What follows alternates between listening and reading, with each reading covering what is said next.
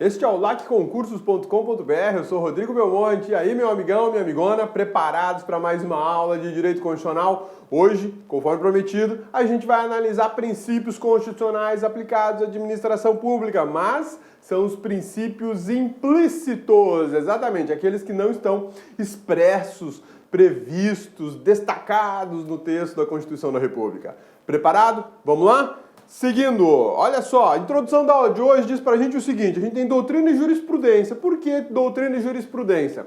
Como a gente vai tratar de princípios constitucionais implícitos, ou seja, aqueles que não estão escritos, não estão positivados no texto constitucional, a gente tem que se servir da doutrina e da jurisprudência, porque nós não vamos encontrar no texto constitucional expressamente esse princípio. A ideia de princípios implícitos exige muito da doutrina e também da jurisprudência, em especial do Supremo Tribunal Federal, por uma razão muito simples. Eles são fruto de estudos, de pesquisas, é uma concepção doutrinária. Na verdade, isso tudo é extraído da interpretação da Constituição. Por isso, doutrina e jurisprudência. A doutrina interpretando a matéria constitucional, o Supremo Tribunal Federal interpretando a matéria constitucional, a própria Constituição, consegue extrair, após muito estudo, que há a existência de um determinado princípio, que muitas vezes é resultado de outros princípios. A gente vai ver aqui, por exemplo, que a autotutela está muito ligada ao princípio da legalidade. Ou seja, um está ligado ao outro ou é consequência do outro, beleza? E, como de costume, finalzinho, questões de prova para a gente fazer uma fixação da matéria. Olha só. Preparei um gráficozinho bacana para a gente poder analisar alguns princípios constitucionais implícitos aplicados à administração pública. Eu coloquei na tela supremacia do interesse público, indisponibilidade do interesse público, razoabilidade, proporcionalidade, continuidade do serviço público e autotutela. Você pode acrescentar aí ainda princípio da licitação e do concurso público. Concurso público. O da licitação e o do concurso público, apesar de não serem chamados de princípios, eles estão previstos na Constituição. O simples fato da Constituição exigir que para a aquisição de produtos, bens, serviços, coisas, de forma geral, para a administração é necessária a licitação, já parte da doutrina conclui que aí existe um princípio chamado princípio da licitação. A mesma coisa o concurso público. A Constituição fala que o provimento de cargos públicos da administração direta e indireta será feita mediante concurso público. Daí vem o princípio concurso público. Por que eu não tratei na aula de hoje esses dois aqui como princípios implícitos? Porque, na verdade, eles não estão implícitos. Eles estão lá no texto do artigo 37 da Constituição, dizendo que para comprar ou para contratar mão de obra, eu tenho licitação ou concurso público. Beleza? Tudo bem? Mas pode anotar aí no teu material de aula, meu amigão, minha amigona, princípio da licitação e princípio do concurso público. Provavelmente vocês vão ver nas aulas de direito administrativo que a licitação tem situações em que ela é aplicada para administração indireta e situações que ela não é aplicada. Exemplo rápido, invadindo a matéria do professor Eduardo, né? Sem bagunçar muito, é o seguinte: a licitação ela é obrigatória tanto para administração direta como para administração indireta por disposição constitucional. Aquisição de coisas, serviços, enfim, tem que fazer licitação. Ocorre que na administração indireta, determinadas pessoas jurídicas não estão sujeitas a fazer licitação. Por exemplo, empresas públicas e sociedades de economia mista, elas estão dispensadas de licitar qualquer coisa quando o que for adquirido esteja vinculado à sua atividade final. Beleza? Vou dar um exemplo rápido. Banco do Brasil, Sociedade de Economia Mista. Já pensou o Banco do Brasil ter que fazer uma licitação para aquisição de dólares, aquisição de ativos do mercado financeiro? Não rola. Isso vai travar o funcionamento do banco. O banco precisa comprar de quem oferece o melhor preço e rápido, porque senão alguém vai lá e compra, porque aí ele começa a ganhar dinheiro. Agora, o Banco do Brasil vai adquirir monitores como esse aqui. Isso tem alguma coisa a ver com a atividade final do banco? O banco faz revenda de monitor de televisão? Não, obviamente que não. Então, para a aquisição de um equipamento desse, licitação. Beleza? Sussa? Tranquiles, meu amigão, minha amigona? E aí, tudo preparado para passar a semana inteirinha só estudando? Ô, Rodrigo, eu quero descansar aqui. Descansar o quê? Vai descansar pra quê? Você descansa depois que você passar do seu concurso, tá? Depois, ó, se estiver tomando posse, estiver recebendo aquele bereré bacana, aí você vai descansar numa praia bem legal ou numa casa de campo, ou viagem pro exterior, enfim, aí você mata a sua vontade de descansar. Agora é, ó, treino, canseira. Agora tem que suar. Vamos lá? Supremacia do interesse público é o primeiro princípio constitucional implícito que a gente vai trabalhar na aula de hoje. Ele não é um princípio de exclusividade constitucional, ele também se aplica no direito administrativo, também tem aplicação aí no direito eleitoral e em tantos outros ramos do direito público, ok? Mas vamos ver na aula de hoje pro constitucional. Aqui, supremacia do interesse público.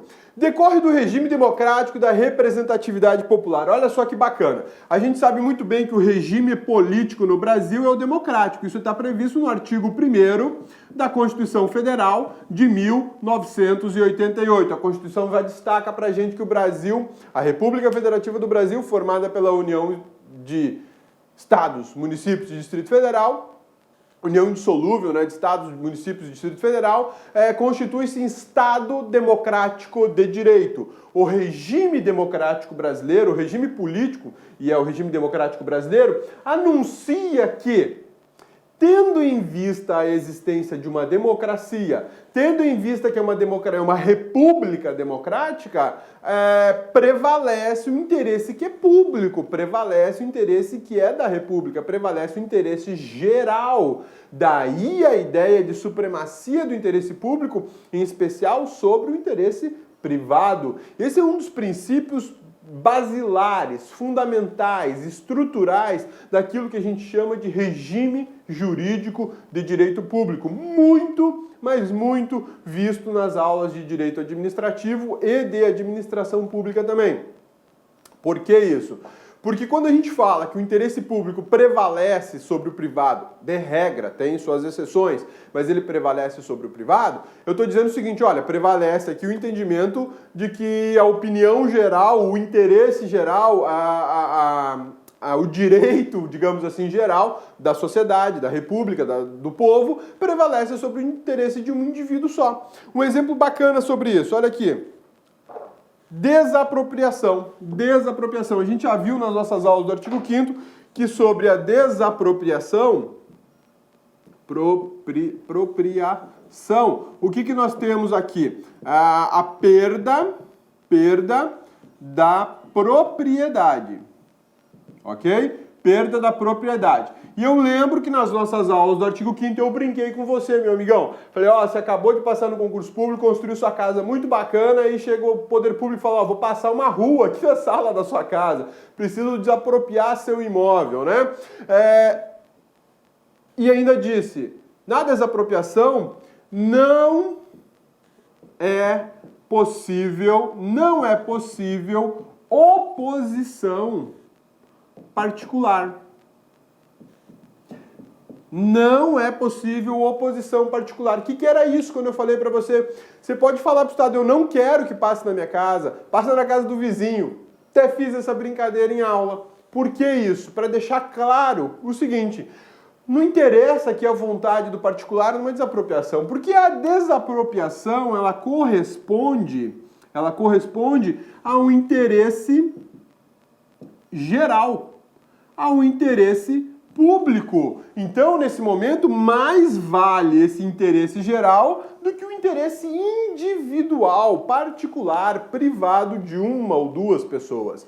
Daí vem a ideia do regime jurídico de direito público. Daí vem a importância da supremacia do interesse público sobre o interesse privado. Tudo isso, obviamente, é decorrente do nosso regime democrático e da questão da representatividade popular. Por que representatividade popular? Estou falando do princípio representativo, mais ou menos. Não é a ideia de princípio representativo apenas para a elaboração de leis, mas é a ideia de que o Estado também é representante popular. Tanto que nós vivemos numa república. O Estado brasileiro, ele é republicano, né? A forma de governo é republicana. E por essa razão, se a forma de governo é republicana, é uma forma de governo destinada ao público, ao povo.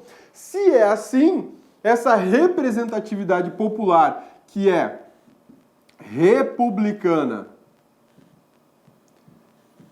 ela está vinculada ao interesse do povo. Ou seja, o interesse do povo tem prevalência sobre o interesse de um só indivíduo, de dois ou de três.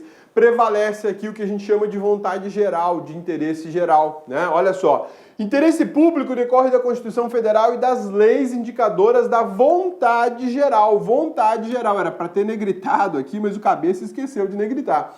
Vontade geral. Daí a subordinação do interesse privado. É uma ideia muito democrática, prevalece o interesse da maioria sobre o da minoria, né? Prevalece o interesse da maioria. Democracia é exatamente isso. O interesse da maioria acaba prevalecendo sobre o interesse da minoria. Existem algumas pessoas que defendem arduamente que o interesse das minorias é que tem que prevalecer. Pode ser, dependendo do ponto de vista, do enfoque observado, pode ser que o princípio da supremacia não seja aplicado no caso concreto, justamente por um interesse de uma minoria prevalecer sobre o de uma maioria. Mas isso são casos excepcionalíssimos, você teria que se debruçar sobre o caso concreto, analisar exclusivamente ele, para daí surgir essa conclusão precisa. Ela existe, ela é possível de ser alcançada. Mas a regra geral, em especial para provas de concurso público, é o seguinte: interesse público prevalece sobre o interesse privado. Isso se chama princípio da supremacia do interesse público sobre o interesse privado. Das vigas, das colunas de sustentação desse prédio chamado aí regime jurídico de direito público, vinculado à estrutura da República Federativa do Brasil. Beleza? Bacana, né? Esse é um dos princípios que eu mais gosto, verdade, é um dos que eu mais gosto, porque ele traduz muito a ideia e a importância do Estado, principalmente a finalidade do Estado, que é atender o interesse comum, o interesse do povo. Daí a ideia de prevalência, de superioridade. E essa supremacia do interesse público, além de mais, ela garante prerrogativas especiais para a administração. Isso talvez seja o ponto mais bacana da matéria. O que é isso, prerrogativas especiais? Lembra do exemplo da desapropriação? A administração simplesmente fala que era o seu imóvel, ponto final. Posso me opor? Não, não adianta, é desapropriação. Na desapropriação não tem chororô. Ou no poder de requisição, a administração falou: preciso ocupar um espaço ao lado da sua casa, ou até o espaço da sua casa, preciso utilizar seu veículo, preciso utilizar de uma embarcação privada. E não é pedido, é requisição. Requisição é ordem. Tem uma diferença muito grande entre requerimento e requisição. Poder de requisição é justamente isso, você requisita o patrimônio. Isso quer dizer que eu estou tomando ele de você e não é crime. Isso está dentro de uma das prerrogativas da administração pública e está vinculado aqui à supremacia do interesse público. Puramente aplicado à administração pública, de forma constitucional, legal, baseada em toda a estrutura democrática que existe no nosso país, né? Essas prerrogativas especiais para a administração, elas se traduzem inclusive em contratos. A gente vai ver, ou melhor, a gente não, né? Vocês vão ver na aula de administrativo com o professor Eduardo, lá licitação e contratos, que existem cláusulas exorbitantes aplicadas a contratos administrativos que dão à administração uma situação um pouco mais confortável numa relação contratual, beleza? O princípio ainda da supremacia do interesse público está vinculado a um outro ponto interessante da nossa matéria e também da matéria de administrativo, que é o seguinte: apresenta-se quando a administração usa do seu poder de império, ou o que a gente conhece como poder extroverso. Isso aqui aparece muito nas provas, né? Questionando sobre o poder extroverso da administração pública. Vamos desenhar, né? Vamos desenhar. Lá no artigo 5º, um dia a gente estava conversando sobre o artigo 5º gigante da Constituição, sobre finalidades. Finalidades. E eu mencionei a aula que existem as finalidades positivas e as finalidades negativas. As finalidades positivas, elas são dirigidas ao cidadão, né? São dirigidas ao cidadão como mecanismos de proteção do cidadão. E as finalidades negativas do artigo 5º, finalidades negativas do artigo 5º, eram dirigidas ao Estado, como especificamente limitadores da atuação do poder público. Ok? Lembram disso? Ô Rodrigo, você falou tanta coisa que eu não lembro, então volta lá na aula, porque aqui no LAC você pode assistir 245.392.000 vezes a mesma aula, não tem problema nenhum, beleza? Volta lá e verifica isso, né? Ou pega as tuas anotações de aula, naquele material que a gente encaminhou justamente para você poder anotar. Pega lá, você vai verificar o seguinte, que o artigo 5º possui finalidades constitucionais. Positiva ou negativa? As positivas são de proteção do cidadão, como, por exemplo, a livre manifestação do pensamento. Isso é uma garantia constitucional do direito à liberdade, do exercício do direito à liberdade. Eu posso me manifestar porque é garantido constitucionalmente. E as negativas são aquelas dirigidas diretamente para o Estado e dizem assim, Estado, alto lá, aqui você não pode. Por exemplo, a casa e asilo inviolável, ninguém nela podendo penetrar, blá, blá, blá, blá, aquela coisa toda. O que está dizendo? Estado, aqui na minha residência você não entra. Estou limitando a atuação do Estado. Por quê? Porque o Estado é dotado do que a gente conhece de poder de império. Poder de império. E se o Estado entender que tem que invadir determinado espaço, ele vai invadir, porque ele tem essa relação, ele tem esse poder. A finalidade do artigo 5º, positiva e negativa, ela tem uma importância muito grande com a supremacia do interesse público, justamente nessa questão negativa, justamente ligado a esse poder de império da administração. Por quê?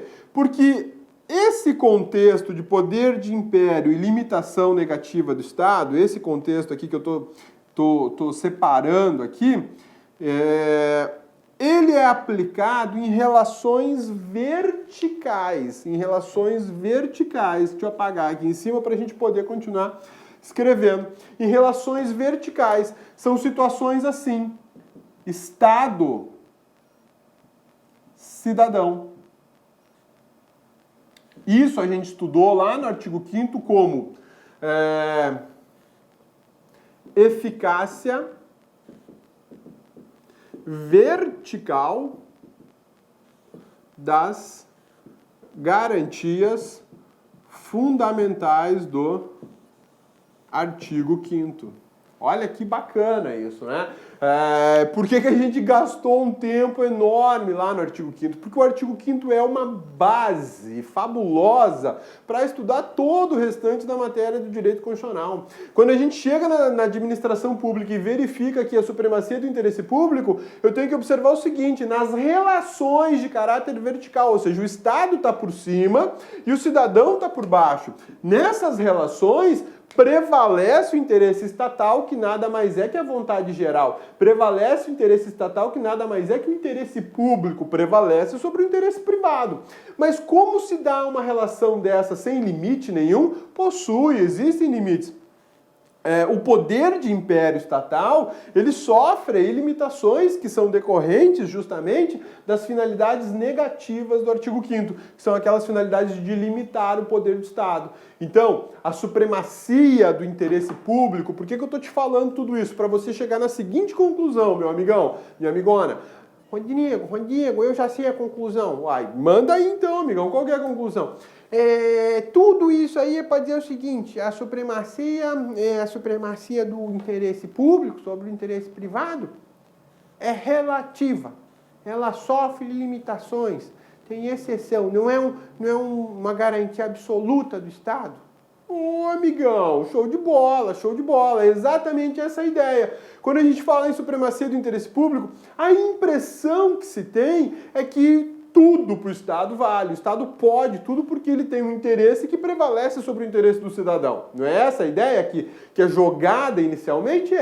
Essa é. Porém, se a gente dá um mergulho mais profundo nesse assunto, a gente observa que a supremacia do interesse público não é um princípio absoluto. Ele sofre mitigações, sofre limitações. Que limitações são essas? Exemplo de limitações da supremacia do interesse público. As finalidades negativas do artigo 5º. Quais são as finalidades negativas do artigo 5º? Aquelas que limitam o Estado. Exemplo, a casa é asilo inviolável. O Estado, aqui você não entra.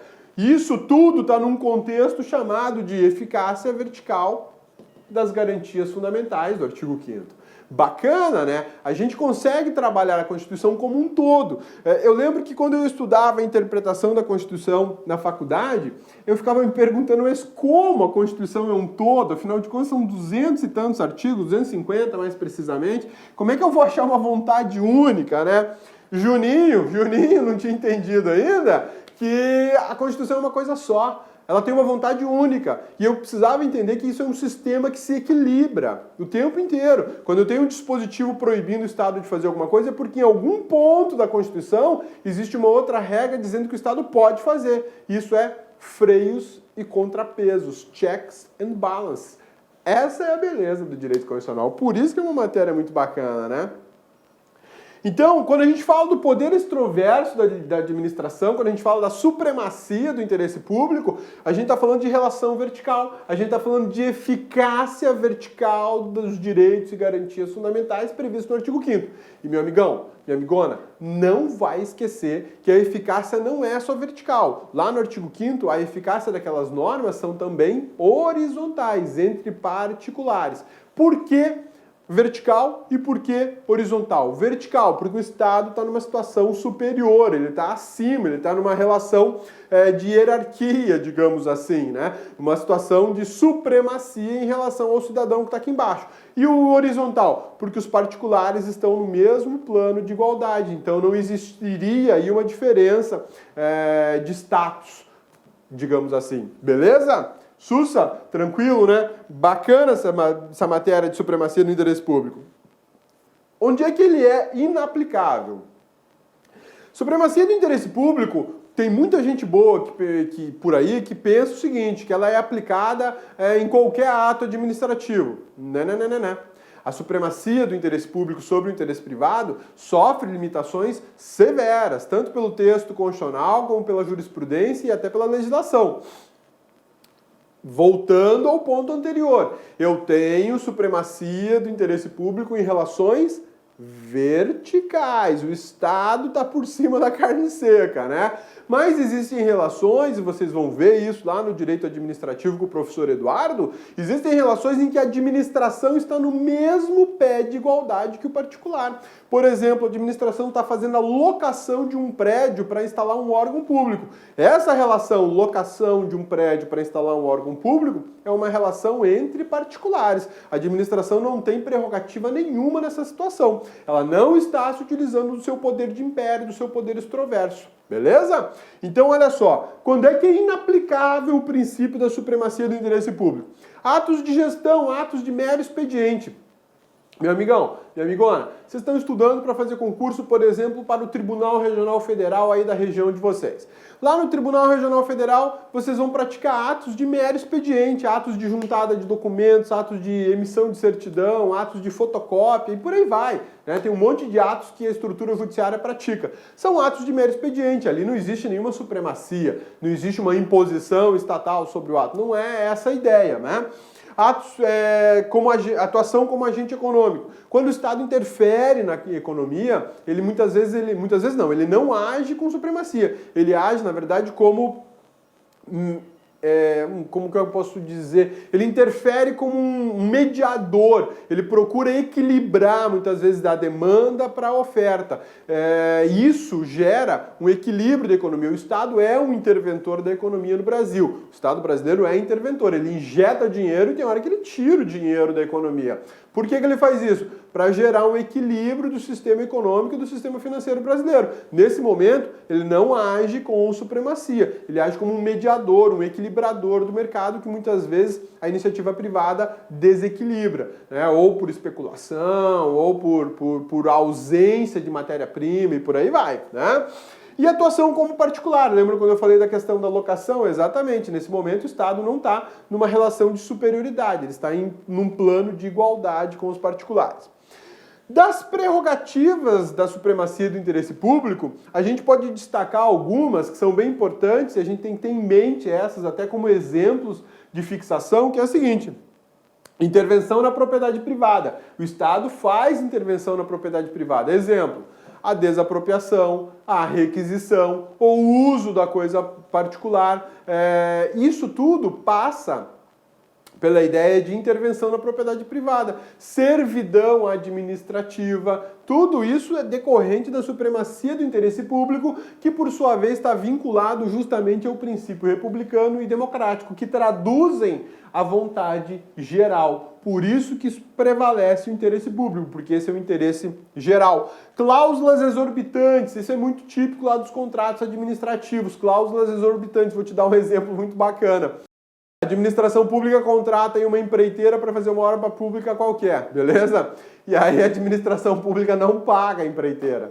Como é que a empreiteira vai trabalhar? Como é que ela vai funcionar sem grana, né? Porque ela tem que pagar pessoal, aquisição de material e tudo mais. Como é que vai funcionar? É o seguinte, o contrato administrativo exige que a empreiteira trabalhe por até 90 dias sem receber um único centavo da administração. Loucura isso, né? É loucura, mas é uma cláusula exorbitante. Quer contratar com a administração, nós estamos nesse ponto, né? Por quê?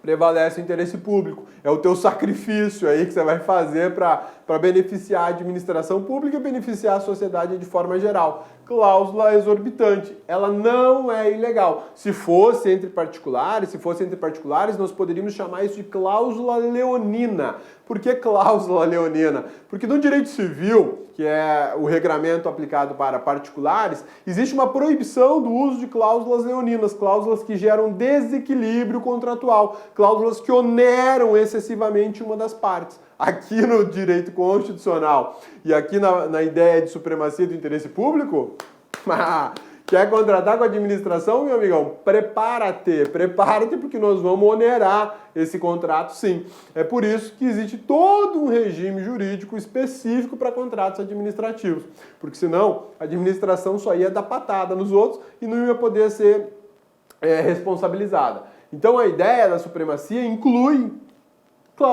cláusulas exorbitantes. Por que exorbitantes? Porque fogem do comum, fogem do padrão contratual civil previsto no Código Civil, tá? Poder de polícia administrativa. Novamente, a gente está aí na supremacia do interesse público. Como assim na supremacia do interesse público quando eu falo do poder de polícia?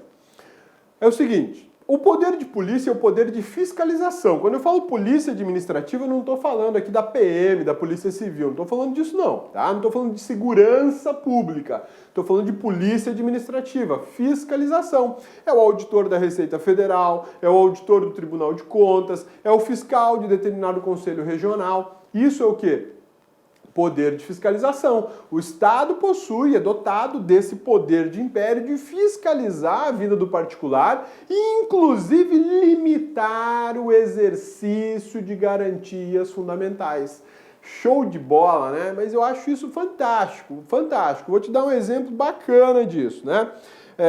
Você está aí na tua cidade e aí tem um boteco, né? Um barzinho, um boteco que coloca as cadeiras e mesas na calçada, né? Na calçada. Olha que maravilha, esse é um exemplo de civilidade, né? Botecão lá, coloca cadeiras na calçada, ok?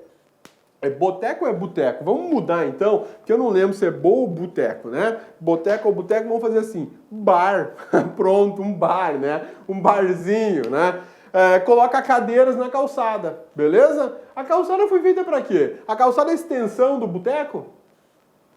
Não. A calçada, ela está destinada ao cabeção, né? Ao cabeção e às cabeçonas, para eles transitarem, né? Ao cidadão. E aí? Eu estou transitando lá com a minha família pela calçada, tá lá o botecão com meia dúzia de cadeira na calçada. O que é isso? O que é isso? Eu tenho uma violação, uma nítida violação ao interesse público. Por quê? Porque a calçada não foi feita como extensão do boteco. A calçada é uma via pública, ainda que mantida pelo particular, feita pelo particular à custa do dinheiro privado. Mas ela é uma via pública e ela tem que estar desimpedida para que o cidadão trafegue com segurança no local onde não transitam carros. Mas tem calçada, tem cadeira na calçada, né? Tem cadeira lá, cadeira e mesa. O que acontece? Eu estou aqui violando o interesse geral. Poder de polícia. Poder de polícia. O fiscal do município, que é o cara responsável por isso, chega lá no boteco e fala, ó, seguinte, tem que retirar cadeira da calçada, porque a calçada é feita para o cidadão transitar. Não rola, não rola, tem que arrancar fora. Se você quiser um ar livre aí, uma área livre, com cadeiras, você faz um recuo da sua construção e deixa aí, tipo, um quintal para o pessoal sentar embaixo de um pé de manga, por exemplo. Aqui no Mato Grosso, aqui em Cuiabá, tem muito barzinho que as mesas ficam embaixo, no quintal, lá embaixo de pé de manga. Muito gostoso, por sinal. Mas o que acontece? O poder de polícia é que vai dizer se aquelas calçadas utilizadas, as calçadas que são de interesse público e utilizadas no interesse privado, em especial econômico aí do dono do barzinho, está correspondendo à vontade geral ou não. Isso é poder de polícia. Isso é bacana. Vigilância sanitária, poder de polícia. Ingressa lá no estabelecimento e verifica se o pão está recheado com barata ou com formiga, né? E aí que funciona o poder de fiscalização, isso é poder de império. Ele é absoluto? Não. O dono do estabelecimento pode falar, alto lá a vigilância sanitária, no meu estabelecimento vocês não entram. Ah, propriedade privada. Ah, não vai deixar entrar? Beleza, volta, bate na porta do juizão e fala, juizão, tá me impedindo de entrar. Eu preciso, inclusive, de força pública para entrar lá e fiscalizar. O juizão, na hora, vai dar a ordem judicial para ingresso no estabelecimento, inclusive com força pública se for necessário, e aí acabou, não vai mais poder. Tem muita gente por aí que estuda entendendo que o poder de polícia da administração não sofre nenhum tipo de limitação. Isso é um absurdo. Existe uma garantia constitucional dizendo que a casa é asilo inviolável, que a propriedade é protegida pela Constituição. Mesmo um auditor da Receita, um fiscal do município, para ele entrar na propriedade privada, ele precisa de autorização. Ele se identifica, olha, eu sou da Receita Federal, eu sou da Receita Municipal, eu sou fiscal do município, eu sou fiscal do Estado, vim aí fiscalizar a tua casa, a tua obra, teu empreendimento, né? O proprietário vai dizer, não, beleza, entra aí, o que você precisa que eu vou te levar, né? Ou ele pode dizer, não, aqui você não vai entrar sem ordem judicial, ponto final. Acabou. Direito de propriedade. Ah, mas a administração não tem poder de polícia, ela não pode invadir. Nenhuma administração pode violar o direito de propriedade. Olá, meus amigos, minhas amigas, gostou da aula do professor? Professor top de linha. Quer continuar assistindo essa videoaula? Aliás, quer fazer o curso completo da PM do Pará, gente? Ó, completaço, ponto a ponto digital, com essa qualidade de aula que você assistiu. Então, convido vocês a acessar nosso site lacconcurso.com.br, porque lá nós temos o curso completaço da PM do Estado do Pará, 100% do edital, por apenas 10 mensalidades de R$20. Você tem aí o acesso 70 dias. Durante 70 dias você vai poder assistir quantas vezes desejar e na hora que quiser. Tá certo, meus amigos? Ah, além disso, o mais importante, para você fazer um concurso desse, você tem que ter planejamento, você tem que ter estratégia, projeto pedagógico, e nós temos uma baita de uma ferramenta muito bem sucedida, conhecida de Personal Coach. Personal significa pessoal e coach significa treinador. Então aqui você vai ter um treinador pessoal de concurso. Cumpra suas metas de estudos, siga nossas orientações, matricule no nosso curso, que eu tenho certeza que você vai sair muito bem no concurso da PM Pará, lá no dia 31 de julho de 2016. Tá certo, meus amigos? Espero você. Tchau, tchau. Clique lá.